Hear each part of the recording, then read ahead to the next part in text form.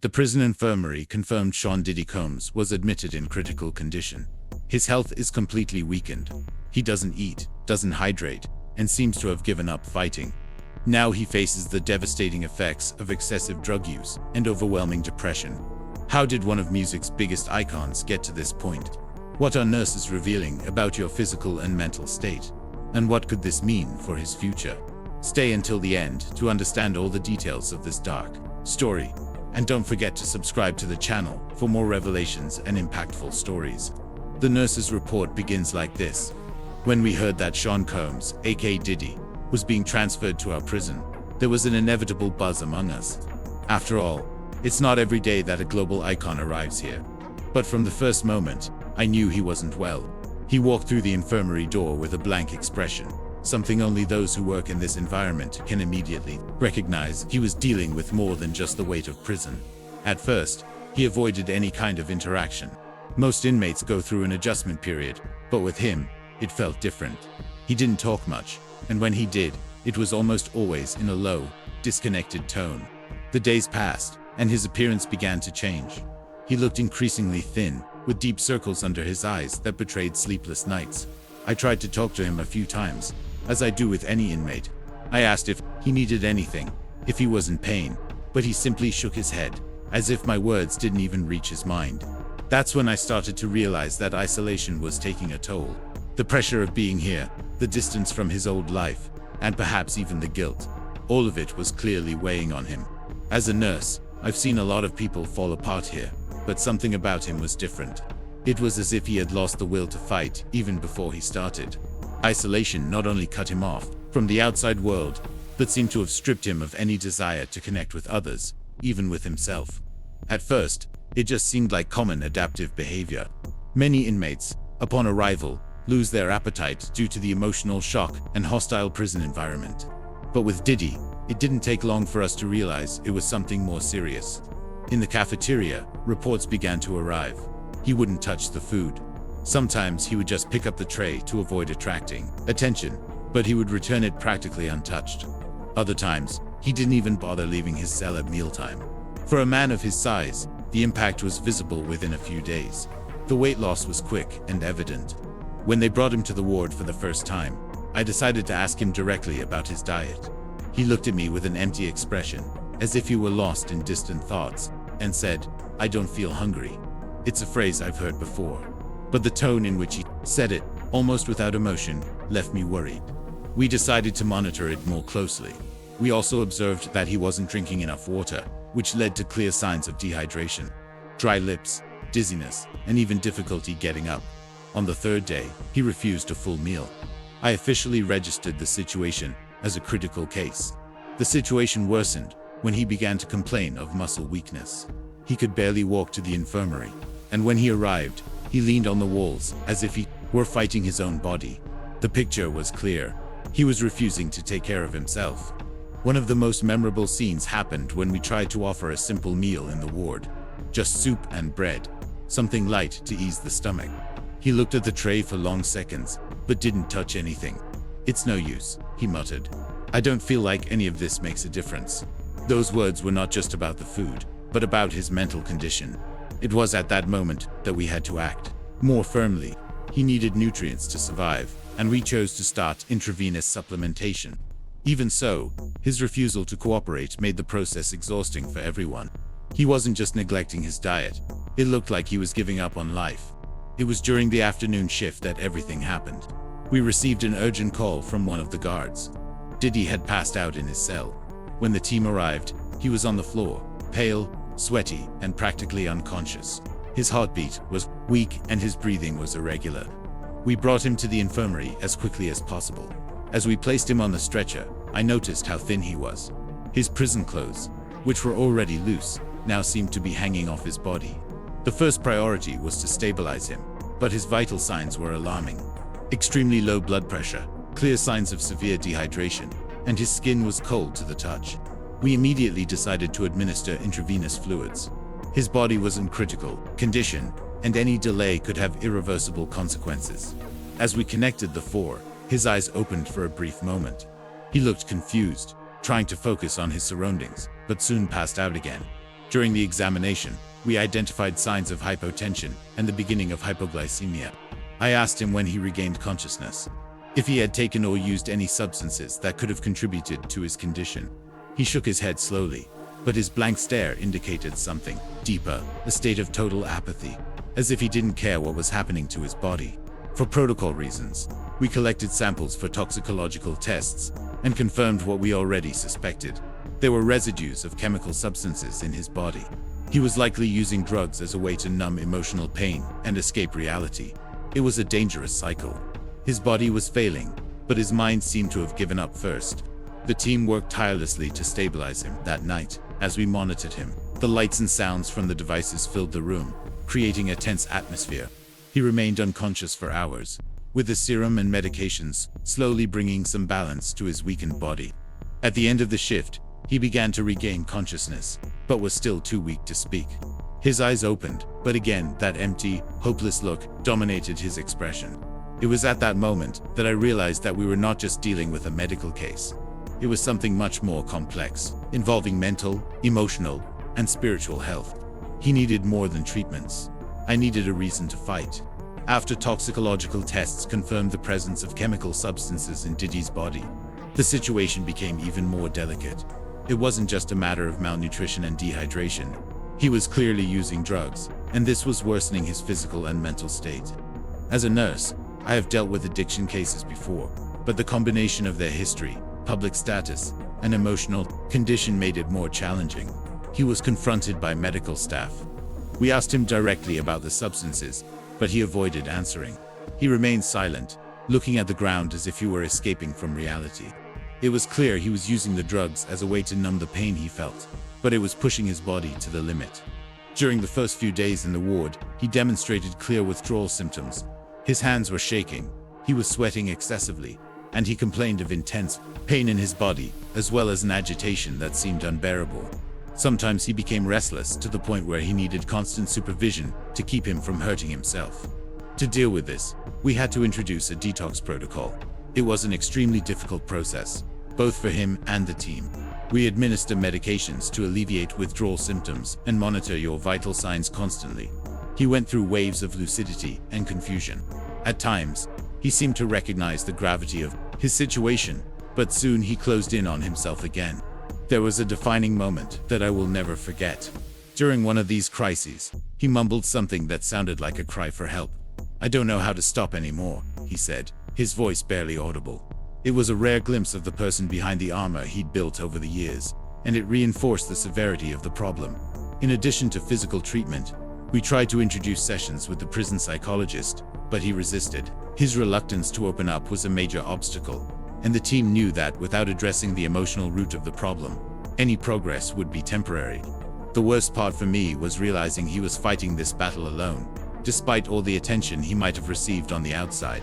Here, inside, he was just a man facing his own demons, with no visible support or motivation to get out of this situation.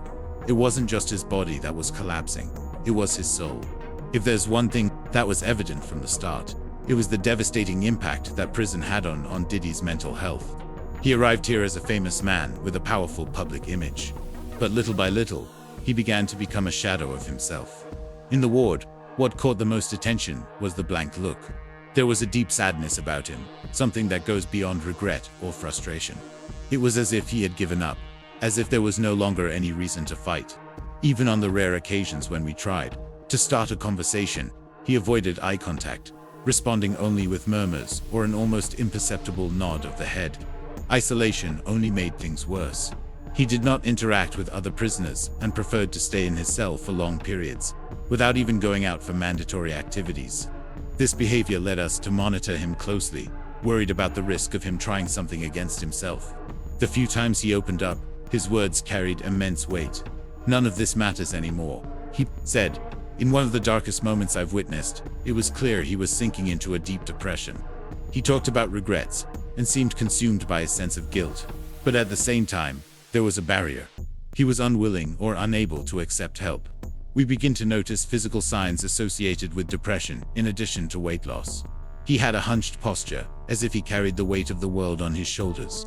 His speech was slow, almost slurred, and he spent much of his time lying down, even when he was not physically exhausted. We tried to involve him in therapy sessions, but he was resistant.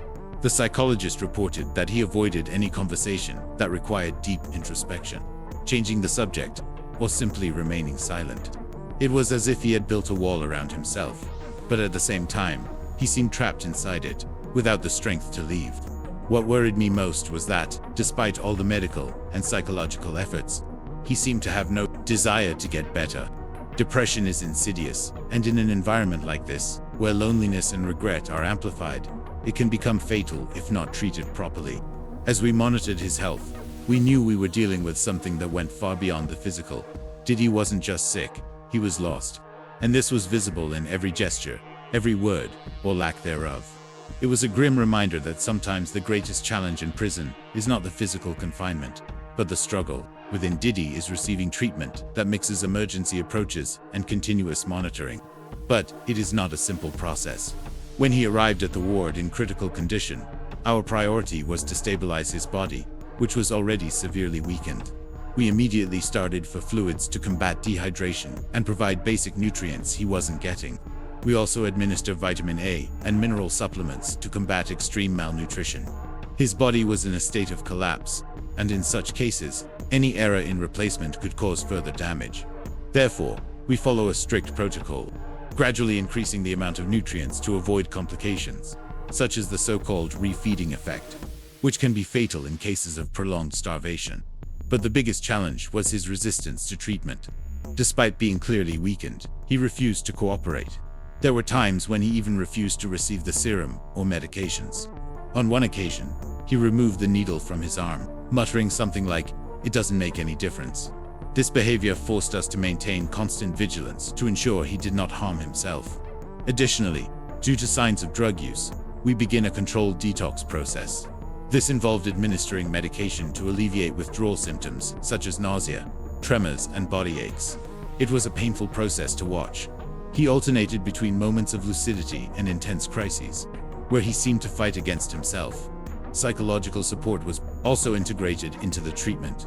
Although he showed resistance, we insisted on regular sessions with the prison psychologist. We know that addressing mental health is crucial to any recovery, especially in Diddy's case, where depression appears to be at the heart of his deterioration.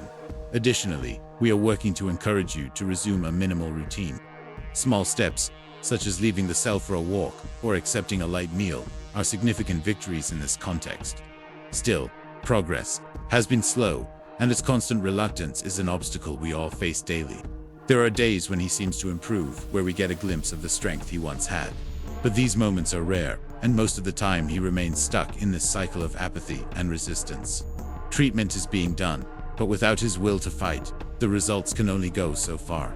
We are monitoring his condition closely with regular checkups to assess his physical progress. But the real challenge is to rekindle a will to live in him, because without that, no treatment can really work. Working in a prison infirmary is challenging in and of itself, but Diddy's case brought an emotional toll that few of us were prepared to handle. For many nurses here, he's not just another inmate. He's someone who grew up in the spotlight. And seeing such a well-known man fall so low is something that touches us all. When we talk among ourselves, there is a consensus that he is trapped not only physically, but also mentally. One of his colleagues commented that it's as if Diddy is carrying the entire weight of his public life and his personal mistakes with no one to share the load. For him, prison seems to have become more of a mental punishment than anything else. There are moments when he is completely silent, as if he doesn't even notice our presence.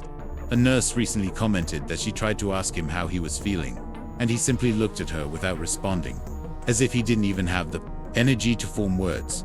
It wasn't coldness, it was empty. Another colleague mentioned an episode that stuck with us all. He was adjusting the floor when he heard Diddy mumble something about regrets. He said, "All this I did for nothing. Everything I built, everything I fought for. And look where I am now." It was a painful confession, a moment of vulnerability that reminded us that behind the fame, he is also human. On the other hand, there is growing frustration among the team. We want to help you. We want to see you improve. But your constant resistance makes the job more difficult. There were times when he tried to refuse even basic care, such as changing bandages or administering medication. These refusals aren't just defiant. They're a constant reminder that he doesn't seem to believe he deserves to be saved. Despite this, no one in the ward gave up on him. We take turns monitoring him, not just for medical reasons, but because we know he needs someone around. Diddy's silence may be deafening, but what he doesn't say is just as important as what he does say. For many of us, he became a symbol of how much prison can break someone who is already fragile. Still, there are times when optimism emerges, even if timidly. A more experienced nurse commented that in situations like this, patience is needed. "He's at rock bottom now," he said. "But sometimes it's down there that people find the will to rise again." We're all rooting for him to find that will, because as challenging as it is to take care of him, no one here wants to see him lose this fight. Completing this story is not easy because Diddy's future is still full of uncertainty. In the ward, we often discuss what could happen to him. Your current state, both physical and mental, is extremely delicate. We know that he cannot continue like this for long without serious consequences. But we also recognize that change needs to start within him. Diddy is at a critical point. If he can't find the strength to face this situation, his body may not be able to handle it. Malnutrition, damage from drug use, and depression are eating away at their health. On the other hand, there is a chance, albeit small, of recovery if he accepts help. The prison system has protocols to deal with such cases, and a transfer to a more advanced medical unit is being considered. However, even if he receives the best care possible, it won't solve the bigger problem. He needs to want to fight. Without this will, any treatment will only be a temporary solution. For many here, Diddy is a living reminder that prison is not just a matter of deprivation of liberty. It's a place where people face their failures, their regrets, and, in cases like his, the very essence of who they are. He's not just a famous inmate. He's a man on the edge, trying to make sense of a situation that seems impossible. Looking ahead, the team's hope is that he can use this period as an opportunity to rebuild. We know it won't be easy, but we also know that, in some cases, you have to hit rock bottom to finally start climbing. For now, we continue to do what we can, monitoring your health, offering medical support, and perhaps most importantly, being there. Even when he doesn't speak, even when it seems like he's given up, we're here because in the end, no matter who he is or what he's done, no one deserves to go through this alone. Diddy still has a long way to go. His future in prison will be determined as much by the assistance he receives as by his choice to allow himself to fight for us. We just have to wait and continue offering everything he needs to find his way back.